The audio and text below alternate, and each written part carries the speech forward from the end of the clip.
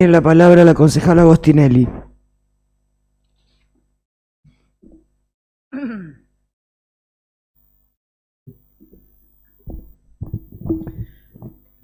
Muchas gracias, señora presidenta. Bueno, en primer lugar... Perdón, concejala, sí. ¿se puede usar barbijo? Sí, perdón. Discúlpeme, pero... No, está bien. Bueno, decía que en primer lugar me gustaría dejar de manifiesto que creo que las comisiones han perdido el sentido de la función. La verdad que creo que la comisión debería revisar el expediente, ver si se cumplieron todos los procesos administrativos y ver si el oferente cumplía con los requisitos. Luego sí, evaluar si la decisión tomada por el Ejecutivo era la más conveniente para el pueblo de Moreno o no. Además está decir que la discusión pasó por las cosas que quedaron inconclusas.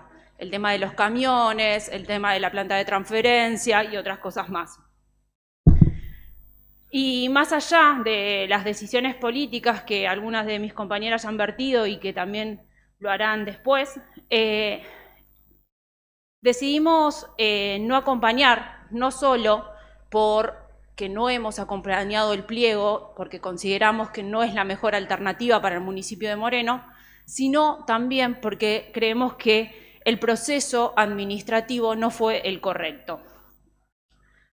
Dentro del pliego existen condiciones para ser oferentes, cláusula 15 del pliego, donde se establecen las condiciones jurídicas, condiciones económicas y condiciones técnicas, que claramente deben ser cumplidas al presentarse, algunas con mayor resguardo que otras porque son causales de rechazo inmediato, otras se pueden enmendar. Dentro de las condiciones jurídicas 15.1 y enmendable nos encontramos con el inciso 4E, donde se solicita el certificado de los representantes legales de la empresa oferente que constate que no se encuentran incluidos dentro del registro de deudores alimentarios. Algo tan simple que se tramita haciendo un clic en la página del gobierno de la provincia de Buenos Aires, completando una ficha y esperando 48 horas para que te llegue a tu casilla de mail ese certificado. Pero no se entregó, no se solicitó posapertura, pero tampoco el municipio se tomó el trabajo de hacerlo. Pero también existen otras cosas que son más importantes. Por ejemplo, las condiciones económicas que nos hablan de la capacidad económica del oferente que surge de la documentación contable avalada por un profesional en la materia. Esa es la cláusula 15.2, que a diferencia de la anterior, al final de la misma establece el ocultamiento de la información a la que hace referencia a los dos párrafos precedentes será causal de exclusión del proceso licitatorio o de rescisión del contrato por culpa del concesionario si se detectara con posterioridad. Yo me pregunto, y se los pregunto a quienes firmaron el dictamen aprobando una adjudicación a una empresa que debió ser automáticamente excluida del proceso licitatorio. ¿Dónde está el dictamen contable a modo de declaración jurada suscripto por el auditor del que surja que el oferente se encuentra en condiciones patrimoniales, económicas y financieras suficientes como para afrontar las obligaciones que este pliego pone en cabeza del concesionario? Ojo, no me digan que es el que está en el balance, porque son dos cosas totalmente distintas. El dictamen contable es específico para este pliego. Es donde un contador dice que esta empresa cuenta con la espalda suficiente para hacerse cargo de las responsabilidades que este pliego demanda. ¿Y por qué es importante? Porque hablamos de cifras más que considerables, porque hablamos del sueldo de 239 familias, porque hablamos de un municipio que a la última empresa le debe casi un año de pagos. Igualmente debe seguir haciendo el servicio en exactas condiciones a las contratadas.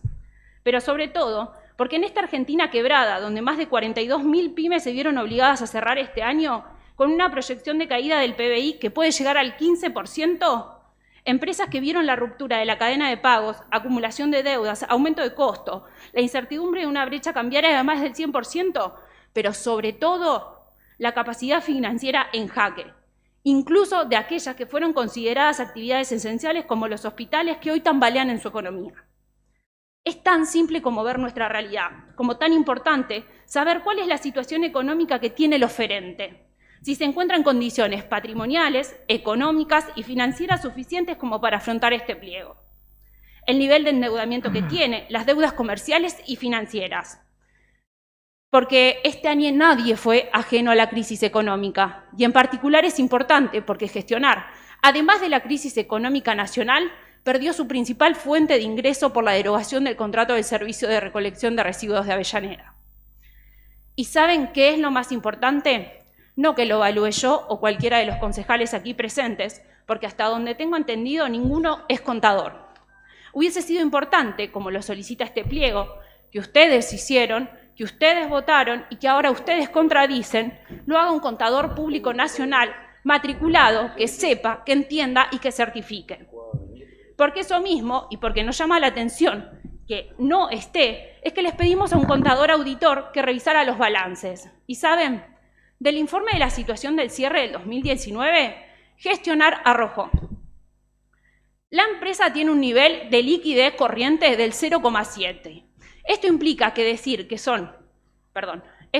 decir que con los activos liquidados que tiene no puede afrontar sus compromisos para los próximos 12 meses. Tiene capital de trabajo negativo. Esto implica decir que necesita endeudarse para hacer frente a los compromisos que tiene. El 88% de sus activos están inmovilizados. Eso implica que ante alguna emergencia económica se deban endeudar o vender sus bienes de uso.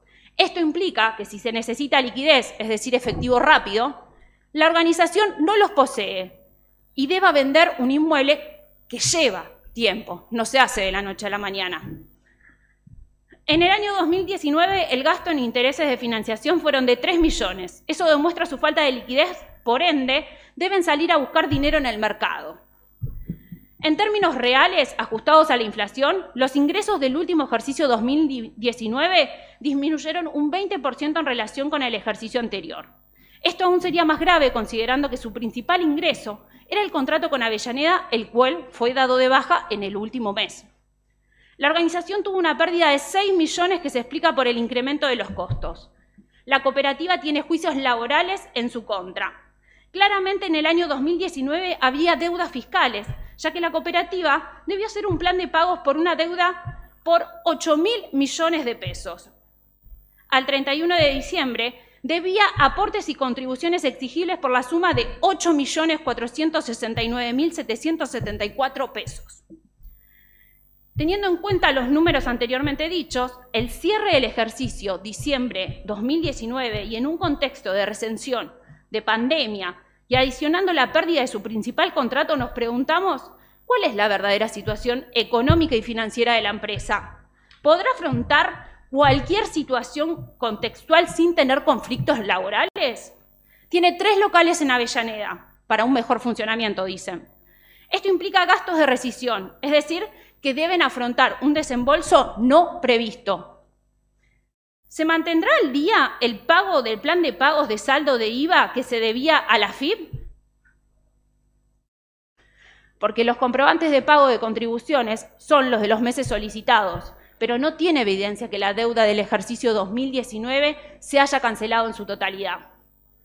Además, ninguno de los balances está suscripto por un contador público nacional matriculado en la provincia de Buenos Aires, dado que el contador es de capital.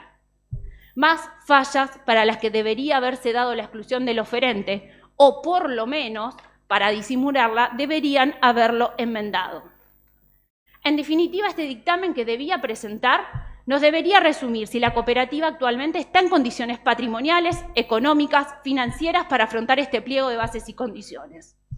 Asimismo, este ítem también solicitaba un detalle de todos los procesos judiciales en cualquier estado procesal en que se encontraban, porque pueden afectar el desenvolvimiento económico y financiero, el cual también debería estar suscripto por un letrado matriculado de la provincia de Buenos Aires.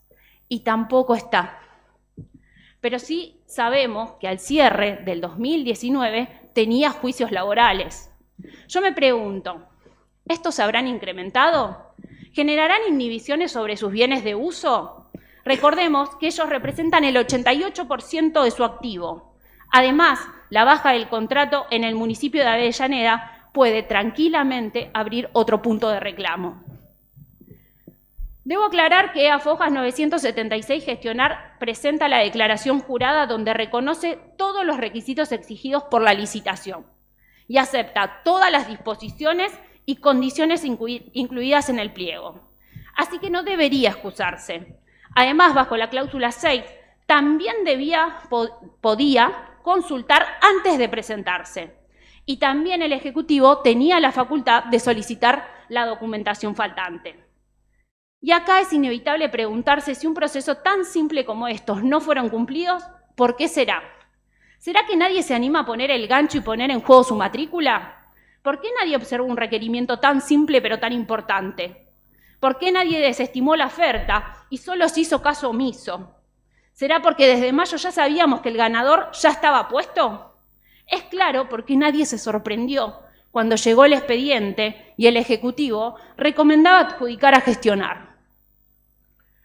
Igualmente, sea cual sea el motivo, en este pliego de bases y condiciones está aceptado por la empresa, dice que el ocultamiento de la información a la que refieren los párrafos anteriores precedentes será causal de exclusión del proceso licitatorio de rescisión del contrato por culpa del concesionario si se detectare con posterioridad. Y sigo insistiendo, que el mismo no esté en 1.761 fojas de todo el expediente, de los 8 cuerpos, implica un ocultamiento. Capaz que si la comisión de preadjudicación hubiese evaluado toda la oferta y no solamente los mismos informes que ellos firmaron, se podría haber dado cuenta, pero eso no sucedió. En las condiciones técnicas 15.3.1 dice que la capacidad técnica quedará definida por los antecedentes que se acrediten mediante certificados de servicio. El certificado deberá expresar si durante el lapso cumplido del contrato el concesionario ha sufrido multas u otras sanciones, explicando montos, causales y porcentajes que representan en relación al total contratado. ¿Adivinen qué? Tampoco está. Solo se adjunta la firma del convenio. No hay ninguna certificación de servicio. No hay a nadie que le haya interesado saber si prestaba un buen servicio o no, si se le había realizado multas o dejar en claro por qué se dio el fin del contrato a través de una derogación por el Consejo Deliberante de Avellaneda. Es bastante llamativo. La cláusula 16 habla sobre los impedimentos para ser oferentes. Se detallan todos los ítems y se establece que los oferentes deberán acompañar con su presentación una declaración jurada de no encontrarse inclusos en ninguna de las circunstancias señaladas, estando el municipio facultado para verificar dichos extremos. No existió ni la una ni la otra. La empresa no presentó la declaración jurada y el municipio nunca se interesó en saber si cumplía o no con las condiciones. Así que si hablamos del proceso administrativo, queda bastante en claro que gestionar no cumple con las condiciones reglamentadas en el pliego, que se saltearon los procesos administrativos que darían inclusive a la nulidad del acto administrativo. Si debatimos el contexto y la política, voy a decir que al día de hoy, faltando 7 días para el servicio de recolección y que se deba poner en funcionamiento, no sabemos si hay camiones o no. Creo que hoy entraron 9 camiones, tenía entendido que eran 13, pero por lo que leí en algún medio eran 9 nomás. No sabemos si van a ir directo al SEAMSE o si van a alquilar la planta de transferencia. La vez anterior, apenas terminamos la votación del pliego, salió un spot publicitario del día histórico. Se comparó con YPF, se comparó con aerolíneas. Se dijo que hace 20 años Moreno tiene un sistema de recolección de residuos domiciliarios privados que no funciona, lo cual comparto. Pero dijeron ahí que habían logrado cambiarlo. Se dijo que no renovarían el contrato a la empresa actual. Creo que eso es una mentira. Hasta donde tengo entendido, están tratando de alquilarle los camiones de manera directa, sin que nadie lo vea o lo discuta. No sabemos los montos ni las cantidades. También evalúan alquilarle al Trébol la planta de transferencia. O sea que ahora la empresa va a tener 2 contratos sin tener que prestar servicio alguno. Me hace acordar a larga vida el Trébol. Hablaron de una reducción del 46%, pero esos números ya los dimos por tierra, demostrando que solo de presupuesto oficial no había reducción. Y a eso hay que sumarle el gasto del alquiler de los camiones, el pago del leasing, el alquiler de la planta de transferencia, los empleados para la planta, el combustible, los transportes al SEAMSE, la auditoría externa e interna, sistema de geoposicionamiento, el ploteo, los seguros y todo lo demás. Pero ahora la reducción es de un 12% respecto del presupuesto.